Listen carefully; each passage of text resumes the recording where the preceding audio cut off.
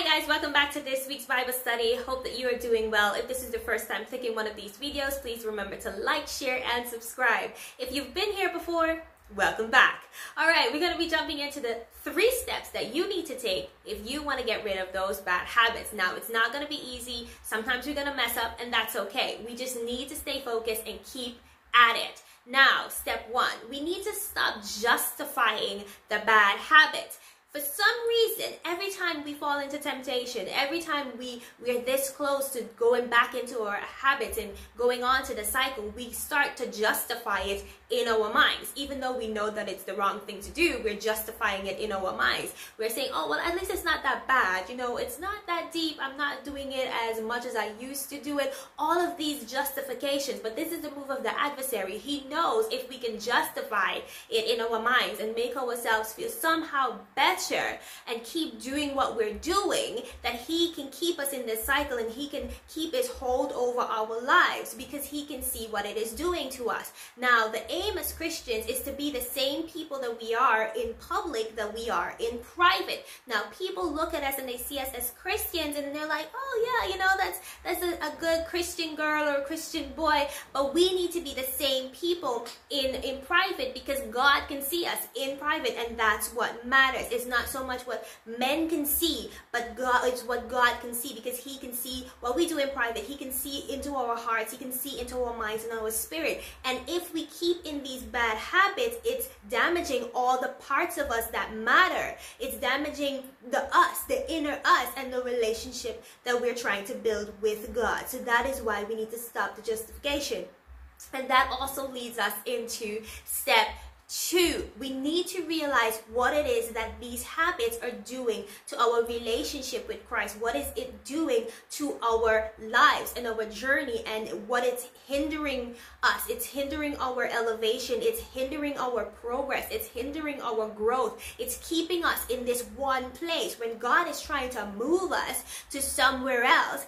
But these habits that we have, and it's keeping so close to us, it's stopping God from moving in our lives. So even to when we read Isaiah 59:2, it tells us that it is our iniquities that creates a separation between us and God. It is the sins, our sins, that causes God to turn his face from us. So if we're doing these bad things, these bad habits that we're keeping, and we keep sinning and sinning and sinning, it's creating a separation between us and God, because that's what sin does. It separates us from God. So even though, yes, God might not forsake us, and he's still there on the outside waiting for us to step into him and to be honest and to worship him in spirit and truth, he cannot move in the way that he wants to move into our lives, because we're holding on to these sins, because we're basically not building the relationship, we're destroying the relationship with God. So that is why we need to first stop justifying and see what it is that these things are doing. It's literally destroying our relationship. We're basically killing ourselves slowly when we continue in these cycles of sinful habits. So let's be honest with that. See it for what it is. The adversary is trying to make it just look like, oh, it's just one thing that we're doing. But in truth and reality, it's the dangerous things that are killing us slowly.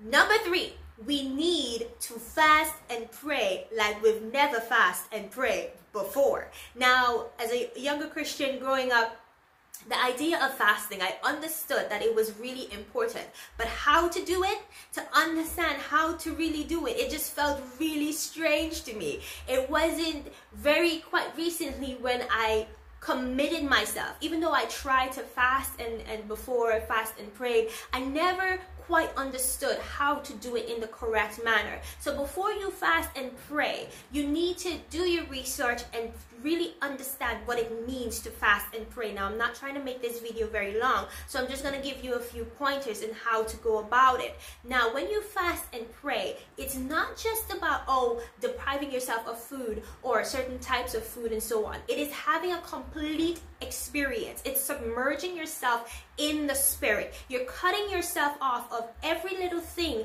that you somehow you find pleasure in, but you're focusing on everything that reminds you of God. So throughout your day, you're praying more than you used to, you're talking to God more than you usually do, and you're also depriving yourself of food and certain drinks and whatever it is your fast designed. There's no one way, oh, you should fast this way, you shouldn't eat these things.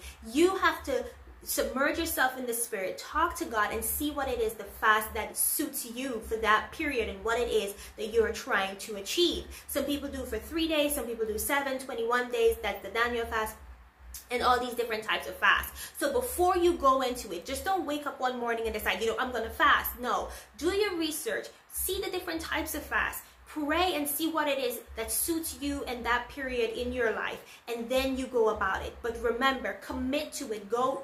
Go before God in the most genuine and humble way, and really see why you need to fast. This is a sacrifice because you want change. You can't keep doing the same things over and over again and expect change. That's the definition of insanity. But we need to see change, and that is why we're going to fast and pray like we've never done before. All right, remember, those are the 3 steps to break bad habits. Stop justifying it, see what it's really doing, and fast and pray like you've never done before. Please remember to come back next week, because I do uploads every Sunday. God bless you. God be with you. Lots of love.